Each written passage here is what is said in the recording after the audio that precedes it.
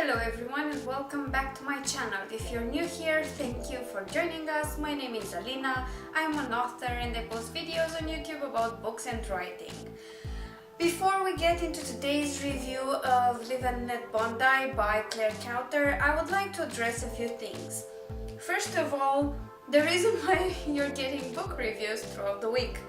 And the reason for that is that, as you know, I got a little sick at the end of last year. I was suffering from a cold and my entire video schedule and my schedule in general got completely devastated by that.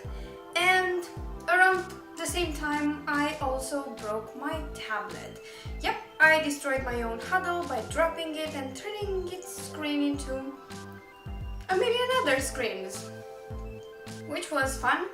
And I tried switching my reading to my Kindle, but apparently that doesn't work because I'm too used to the backlight. I don't like to keep moving this lamp over and back from my bedside, and I don't know, things just happened. I've been busy. I am a very strict person when it comes to my reading routine. I like my things the way I like them and I can't change them.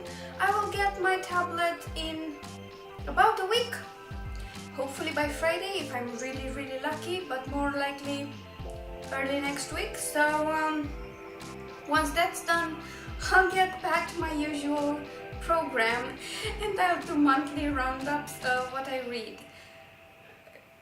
Assuming there is something I'll finish reading by the end of this month, because it's going slowly. And if the tablet is late, well, I'm screwed. The second thing I would like to address is, YouTube's recent changes. As you know, it's getting harder and harder for small channels to get in on the partnership and ad thing YouTube provides. I have been on YouTube for a long time, but right in the middle of it, I stopped posting anything for about 3 years. Up until early last year when they changed the requirements, I was part of the advertising network and I've never had any problems. There weren't any complaints. Still, I was just too small for them. And I thought to myself, okay, I'll just get more views and that's fine. But now, I also need a bunch of subscribers. The reality of it is that a lot of authors have rather small channels. We do it for the passion of it. We talk about writing. It's a very niche thing. There are very few of us who have really great following and we all love them. The truth is that a lot of us, even if they have over 1,000 subscribers, they might not reach the limit of hours of watch time. There were a few thousand hours of watch time within 12 months, I think. So if they don't post very often and their videos are short, and based on the number of views I've seen, it's quite possible a lot of them won't make it.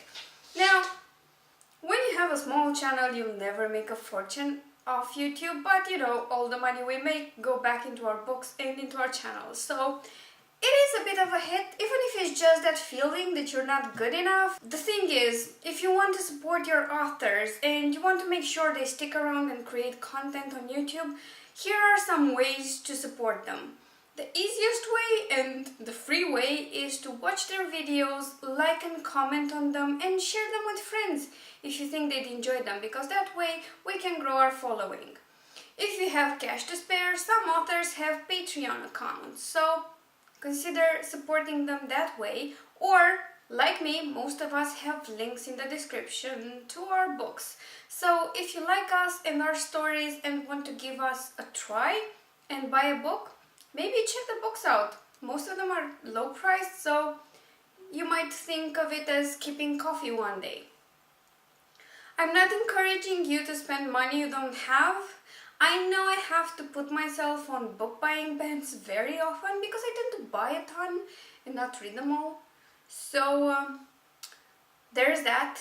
Anyway, rant over. I'm not going to get into the whole issue with YouTube and how it affects us and how upset I am, because you know what, even if I never get into the ad network with YouTube, I still want to do videos for you because I'm enjoying it and it's fun and you guys are great, and that's enough for me.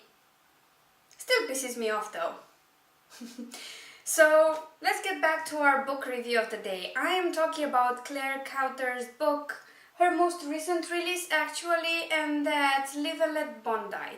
This is a comedic mystery and it's the first in the Baxter & Co. mystery series, which is sort of related with Clare's other series that involves mystery, which I haven't read yet because I'm an awful person. And I never have time to read all the books I want.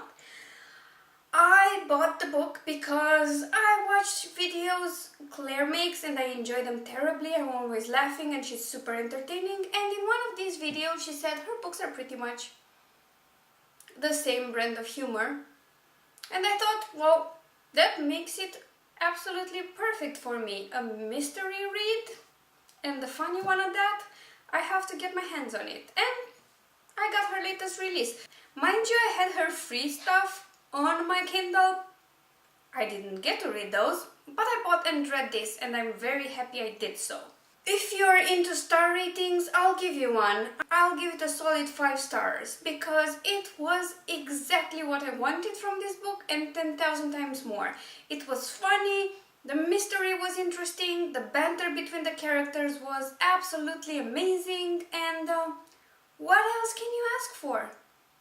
It was a delight from start to finish. So if you're wondering what the book is about, well, I would just like to read the first sentence of her blurb because that will set the tone. That's "Welcome to the Shitty Cases division." And by shitty cases, that's exactly what she means. Shitty cases, the cases nobody wants, they are thrown into this division. In the beginning of the book, one of the investigators working for Baxter & Co. returns to Sydney after a year of being banished elsewhere. And he is paired with the one and only member of the Shitty Cases division, Natalie. These two work great together and they're great investigators, but for reasons that will become apparent later in the book, they're not exactly trusted by their bosses and they're always giving the worst cases ever.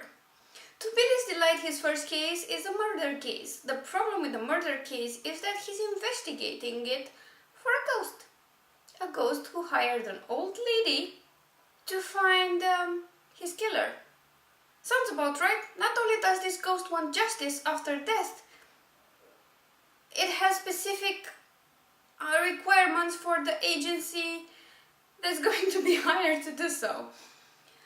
Now, I didn't know this getting into the story, but both Natalie and Billy are bisexual, and I love that about the book because bisexual characters are not that often encountered, and I liked Claire's spin on it because she's very open about all the misconceptions people have about bisexuals, and the two characters actually joke about it.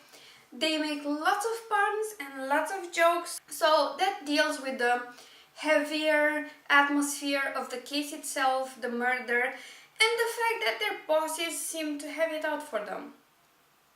Not to mention, it doesn't seem like everything in this private investigation agency is above the board. It looks like fishy things are happening, and gossip is always something that tears people apart, so our characters will have a lot of things to handle. There's an ex-boyfriend who shows up at some point, I won't tell you who. There's new love, and there's a murder investigation. What I like the most about the mystery itself is that it kept me on my toes. I never guessed what was going to happen next, and when the big reveal happened, I didn't feel like, oh, I saw that miles and miles away, which sometimes happens with me, with mysteries and detective stories, so that was a really big plus for me, and one of the main reasons is it got a 5 stars. If I can guess the killer, I might take about half a star off. Not really. If I enjoy the book, I don't care. But this is a solid mystery. It's one that I looked forward to, reach the end and find out who the hell done it. And it's, I don't know how to describe how much fun I had with this book. I was tired beyond belief. I had a shit ton of things to do, and yet whatever spare moment I had, I spent reading this book. So that should tell you everything you need to know about it. I suggest you go grab yourself a copy. If you want to read more of Clare's book and just want to get a taste of all of her series, head over to clarekauter.com/free stuff and you'll find the first books in this series for free. Or you can just search for them on Amazon because they're free there too, so that works. I highly recommend this book to everyone who likes mystery with a bit of humor, or just mystery, because the humor is so nicely done, it doesn't hinder the detective story at all. I call them detectives, but they're private investigators. Well, they're whatever. You know what I mean, right? Alina can't words. That's nothing new. So do yourself a favor and grab a copy of the book. If you've already read it or you've read other books by Clare, please let me know in the comments down below. And if you are, hardcore fans of hers, tell me which series I should start with. Because at this point it's going to come down to a coin toss for me. I just don't know which one to pick first, so help? Okay, hope you've enjoyed the video for today, and as I said before, like and comment and share it with your friends, and don't forget to subscribe because I'm still planning on taking over the world one subscriber at a time, and it's going kind of slow, but I'm still hopeful. If the world shrinks like 10 million times in the next couple of years, I'll get there. Otherwise I have a long road ahead. So yeah, I shall see you again on Friday with another book review. If you're wondering what I'm reviewing, it will be a New Year's romance by my friend Nikki J. Marcus, written under her Asta Idonia pen name. So look forward to that. I can't wait to share it with you. Until then, have a wild time, enjoy yourselves, and read all the books. I know I'm planning on doing it the moment I get my tablet, so I need to share the experience with someone. Bye for now.